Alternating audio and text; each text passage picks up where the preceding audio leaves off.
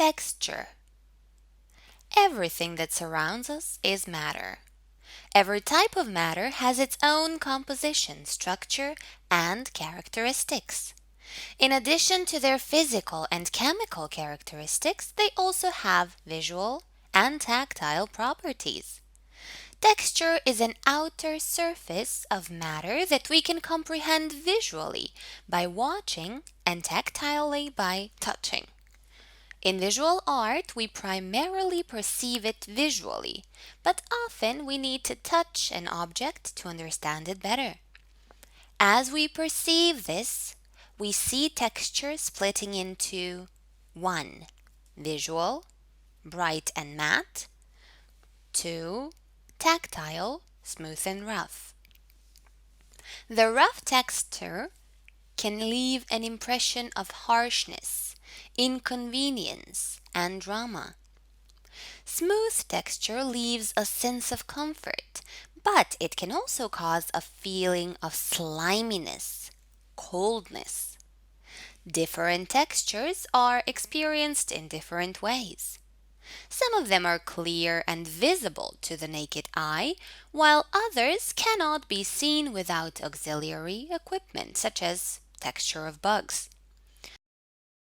The line, surface, and texture explain the complete material build of each shape.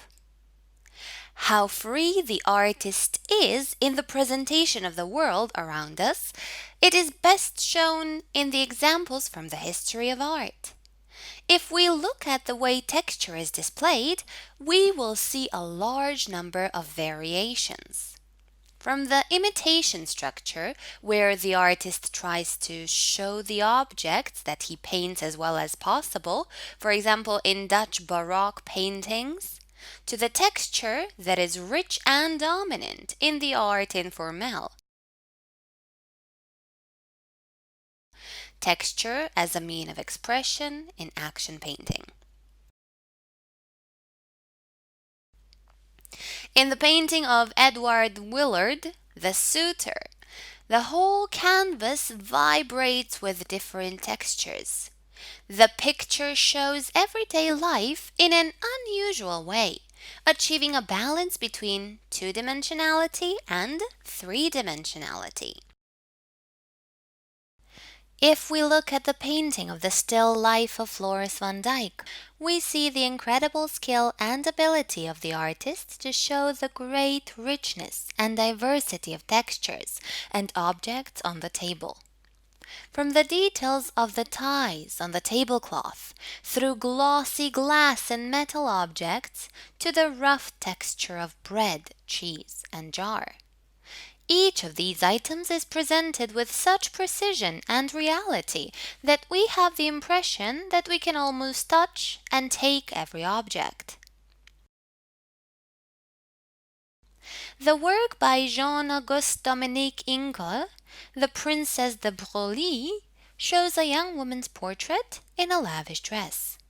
Fascinating is the precision and richness with which the artist presented the texture and details of the dress, as opposed to the soft, mild, and velvety texture of the skin. The entire female figure is highlighted thanks to the dark, matte surface of the wall behind it. In the case of Donatello's wooden sculpture Penitente Magdalene, the texture plays a major role in conveying her emotional state.